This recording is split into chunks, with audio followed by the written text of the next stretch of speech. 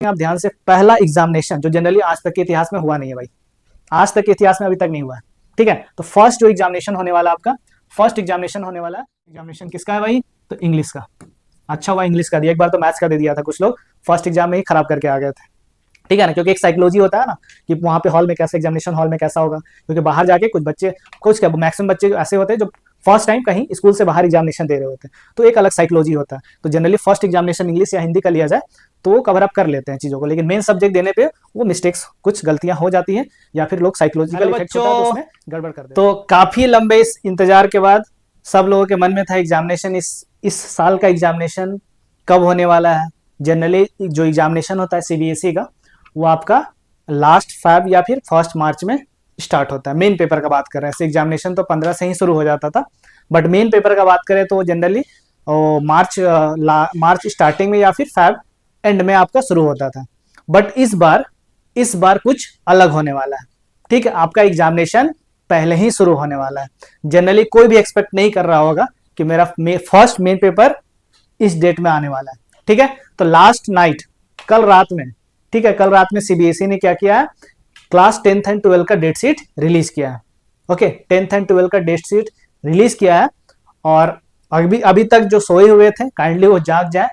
ठीक है, क्यों कहा जाता है जब जागो तब सवेरा, तो अब आपका सवेरा हो जाना चाहिए। ठीक है, क्योंकि सीबीएसई ने अलार्म बजा दिया, भाई जाग जाओ, जाग जाओ भाई, जो सोए हुए जाग जाओ, क्योंकि अब आपके पास समय नहीं है, गिन करके समय बचा हुआ है, तो काइंडली उस समय को, उस टाइम को यूटिलाइज करना आपको। ठीक है, तो काइंडली अपना प्रिपरेशन अच्छे से शुरू कर दें। तो जैसे आप cbse.gov.in पे सर्च करते हैं, आप गूगल पे सर्च करते हैं, तो आपको इस तरह का इंटरफेस खुलेगा। यहाँ पे देख सकते हैं इंटरफेस, और जैसे आप मेन वेबसाइट पे क्लिक करते हैं तो फिर ये आपको इस तरह से मेन पेज पे आ जाएगा। जैसे आप स्लाइड करते हैं नीचे, तो यहाँ पे CBSE@latest@CBSE, यहाँ पे फर्स्ट आप देखेंगे, फर्स्ट जो नोटिफिकेशन है वो उसमें क्या आपका डेट शीट है। ठीक है, तो जैसे आप क्लिक करते हैं तो इस तरह का आप डेट शीट यहाँ पे ओपन हो जाता है। ठीक है, मैं इसका लिंक डिस्क्रिप्शन बॉक्स में डाल दूंगा, या फिर डायरेक्टली आप गूगल में भी सर्च कर सकते हैं। अब यहाँ पे चाहे तो आप डाउनलोड भी कर सकते हैं। ठीक है, डाउनलोड मेरा किया हुआ है यहाँ पे, मैं इसको ओपन कर लेता हूँ। ठीक है, मैं इसको ओपन कर लेता हूँ। वेयर इट इज,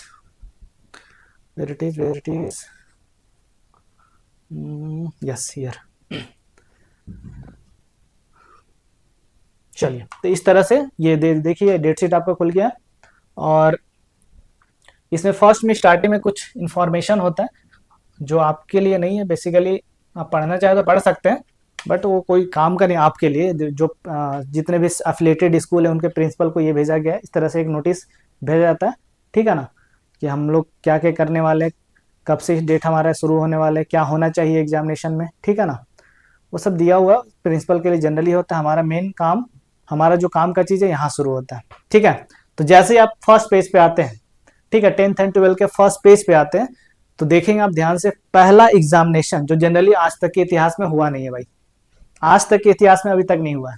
ठीक है, तो फर्स्ट जो एग्जामिनेशन होने वाला आपका, फर्स्ट एग्जामिनेशन होने वाला, कौन सा सब्जेक्ट होने वाला है भाई? तो फर्स्ट एग्जामिनेशन वाला होने वाला आपका इंग्लिश का। देखिए 15 शनिवार का दिन रहेगा भाई, शनिवार का दिन, कुछ लोग शनिवार को शुभ नहीं मानते हैं।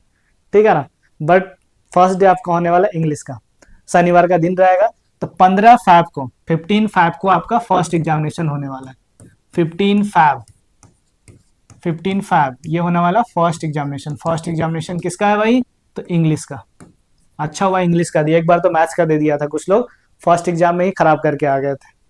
ठीक है ना, क्योंकि एक साइकोलॉजी होता है ना कि वहां पे हॉल में कैसे, एग्जामिनेशन हॉल में कैसा होगा, क्योंकि बाहर जाके कुछ बच्चे, कुछ क्या मैक्सिमम बच्चे जो ऐसे होते हैं जो फर्स्ट टाइम कहीं स्कूल से बाहर एग्जामिनेशन दे रहे होते हैं, तो एक अलग साइकोलॉजी होता है। तो जनरली फर्स्ट एग्जामिनेशन इंग्लिश या हिंदी का लिया जाए तो वो कवर अप कर लेते हैं चीज़ों को, लेकिन मेन सब्जेक्ट देने पे वो मिस्टेक्स, कुछ गलतियां हो जाती हैं, या फिर लोग साइकोलॉजिकल इफेक्ट होता है तो उसमें गड़बड़ कर देते हैं। तो अच्छा होता है कि फर्स्ट में इंग्लिश का एग्जामिनेशन दिया जाए या हिंदी का एग्जामिनेशन दिया जाए। तो चलिए उस चीज़ को मेंटेन किया गया है यहाँ पे। ठीक है, तो 15 फरवरी से आपका एग्जाम शुरू होने वाला है।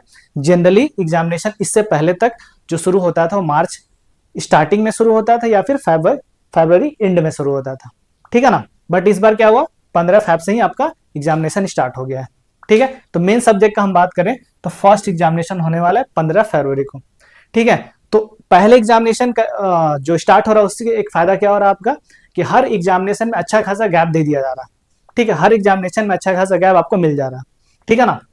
देखिए, तो नेक्स्ट जो मेन एग्जामिनेशन होने वाला है, नेक्स्ट जो मेन एग्जामिनेशन होने वाला है वो होने वाला आपका नेक्स्ट नेक्स्ट नेक्स्ट 15 के बाद हुआ 20, यस 15 के 20 बाद कौन सा एग्जाम है, 20। तो 15 उसके बाद 20, तो 15 उसके बाद 20, ठीक है। 20 को कौन सा सब्जेक्ट है भाई, तो 20 को है साइंस। चलिए भाई, साइंस तो पहले निपट जाइएगा साइंस से, ठीक है ना, साइंस से पहले आप निपट जाइएगा। 5 दिन का गैप दिया जा रहा, अच्छा खासा गैप होता है, ठीक है ना। 5 दिन का छोड़ दीजिए, एग्जामिनेशन दे के आएंगे तो हो सकता है कुछ लोग उस दिन नहीं पढ़ पाए, तो 4 दिन ही लेके चलिए, ठीक है। तो 4 दिन का एग्जामिनेशन, अच्छा खासा 4 दिन का जो गैप होता है, अच्छा खासा गैप होता है, उसमें आप पूरे सिलेबस को अच्छे से प्रिपेयर कर सकते हैं। ओके, नेक्स्ट, तो नेक्स्ट जो आपका एग्जामिनेशन होगा, नेक्स्ट होने वाला नेक्स्ट पेपर संस्कृत। अगर संस्कृत है तो भाई आपको तो कम गैप मिलने वाला है। अगर संस्कृत का एग्जामिनेशन है तो वो एग्जामिनेशन होने वाला 22 को ही, 22 को एग्जामिनेशन होगा। पहला examination 15, first examination 15, okay here I am writing है 15, देन 20, ठीक है।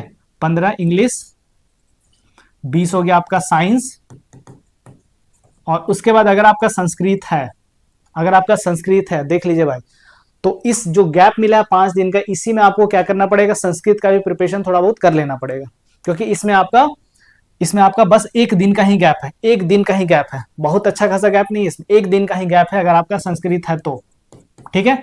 तो 22 को एग्जामिनेशन होने वाला है संस्कृत का, ठीक है, 22 को एग्जामिनेशन होने वाला है संस्कृत का। एक बार यहां पे लिख दें हम 15, ठीक है, फिर 20, उसके बाद 22, सही है। नेक्स्ट आगे बढ़ते हैं, नेक्स्ट 25 को होने वाला है सोशल साइंस का एग्जामिनेशन, 25 को होने वाला है सोशल साइंस का एग्जामिनेशन, 25 को, ठीक है। तो 20 के बाद जिसका संस्कृत नहीं है उनका एग्जामिनेशन होगा 25 को, तो उनको अच्छा खासा टाइम मिल जा रहा है। और अगर जिनका संस्कृत है तो 22 के बाद होगा 25, ठीक है। तो 22 को हम काउंट नहीं करते हैं, तो 23 और 24 2 दिन का टाइम आपके पास है भाई, 2 दिन में आपको पूरा सोशल साइंस का रिवीजन कर लेना है, ठीक है। तो कौन कौन सा डेट हुआ आपका, 15, 20, ये तो सबको देना है एग्जामिनेशन। अब यहाँ पे किसी का हो सकता है 22 को हो और किसी का हो सकता हो 25 को हो, ठीक है, समझ रहे, 25 को। नेक्स्ट होने वाला आपका हिंदी का, नेक्स्ट है 28 को, 28 को होने वाला हिंदी का एग्जामिनेशन, हिंदी का, ठीक है। तो जिनका संस्कृत नहीं है तो वो डायरेक्टली सोशल साइंस के लिए 5 दिन का उनको गैप मिल रहा, ठीक है ना, 4 दिन ही मान लीजिए, 4 दिन का गैप मिल रहा। और अगर हम बात करें यहाँ पे तो आपको 25, तो 25 को छोड़िए, 26 और 27 2 दिन का यहाँ पे आपको हिंदी के लिए गैप दिया जा रहा, 2 दिन का टाइम दिया जा रहा, ठीक है। अब जो नेक्स्ट एग्जामिनेशन होने वाला है, ठीक है, तो कौन सा सब्जेक्ट हो गया आपका, इंग्लिश हो गया, इंग्लिश हो गया 15 को, 20 हो गया साइंस, 22 हो गया आपका संस्कृत, 25 हो गया आपका सोशल साइंस, 28 हो गया हिंदी, ठीक है। अब नेक्स्ट जो एग्जाम होगा आपका मैथ्स का, तो मैथ्स में अच्छा खासा टाइम दिया गया है। तो मैथ्स होने वाला आपका, मैथ्स होने वाला है 10 मार्च को, यस मैथ्स होने वाला आपका 10 मार्च को एग्जामिनेशन। 10 मार्च को आपको क्या होने वाला है, मैथ्स का एग्जाम होने वाला है, 10 मार्च को मैथ्स का एग्जामिनेशन होगा।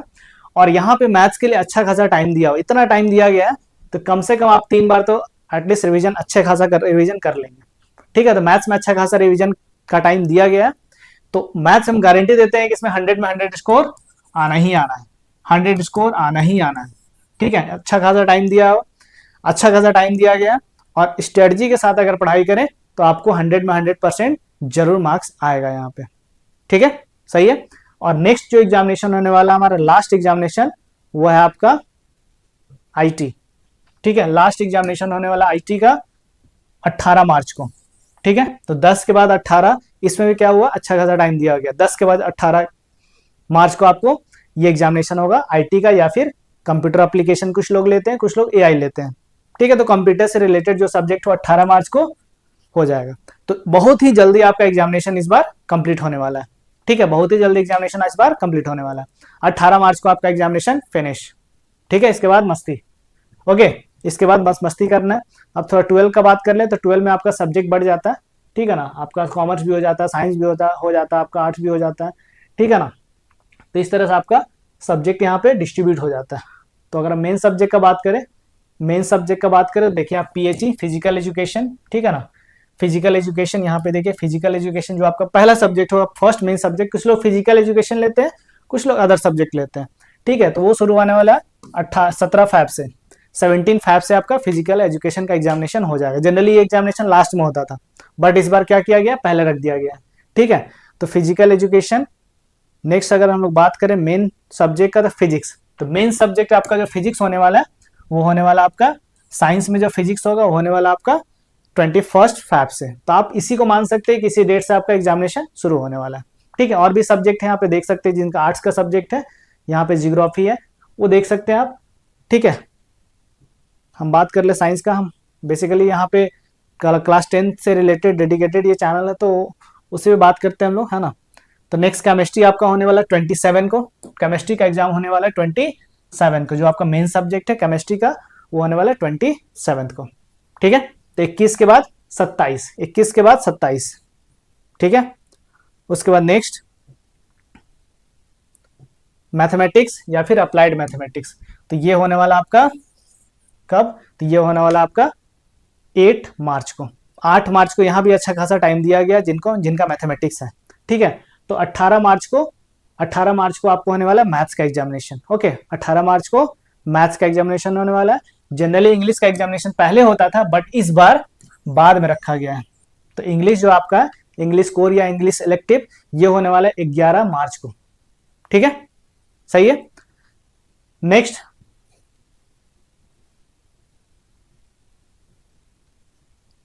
इकोनॉमिक्स, हिंदुस्तान म्यूजिक, ये सब देख सकते हैं आप। पॉलिटिकल साइंस, बायोलॉजी, जिनका बायो होगा बाप रे अच्छा खासा टाइम मिल रहा है इसमें। बायोलॉजी में अच्छा खासा टाइम दिया जा रहा है, अकाउंट, सोशियोलॉजी।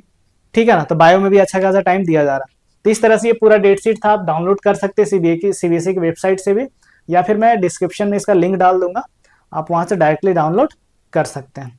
ठीक है, तो अब ये सीबीएसई के द्वारा अलार्म बजा दिया गया है भाई कि अब जाग जाओ, अभी तक जो सोए हुए थे अब जाग जाना है। ठीक है, और एक प्लानिंग के साथ आपको एक प्लान करके चीजों को अच्छे से प्रिपेयर करके आपको एग्जामिनेशन का प्रिपरेशन करना है। ठीक है, तो मिलते हैं नेक्स्ट वीडियो में, इसके बारे में और अच्छे से एनालिसिस करेंगे कि आगे का हमारा क्या स्ट्रेटजी होना चाहिए, किस तरह से पढ़ाई किया जाए, किस टाइम पे हम अपने सिलेबस को कंप्लीट करें, और किस टाइम पे हमें सैंपल पेपर बनाना चाहिए, कौन सा सैंपल पेपर हमारे लिए यूजफुल होगा, कौन सा ज्यादा क्या बोल सकते हैं, इस पर ज्यादा विश्वास किया जा सकता है, ट्रस्ट किया जा सकता है। तो जनरली ओसवाल का जो सैंपल पेपर होता है वो ज्यादा वो सही होता है, उसको सही माना जाता है। क्यों माना जाता है सही, क्योंकि एग्जामिनेशन में जैसा पैटर्न होता है उसी लेवल का क्वेश्चंस या उसी पैटर्न पे वहां पे दिया रहता है। और भी सैंपल पेपर है, ठीक है, बट उतना क्या बोलेंगे, उतना प्रिसाइज नहीं होता है। ठीक है ना, उतना कॉन्साइज नहीं होता है।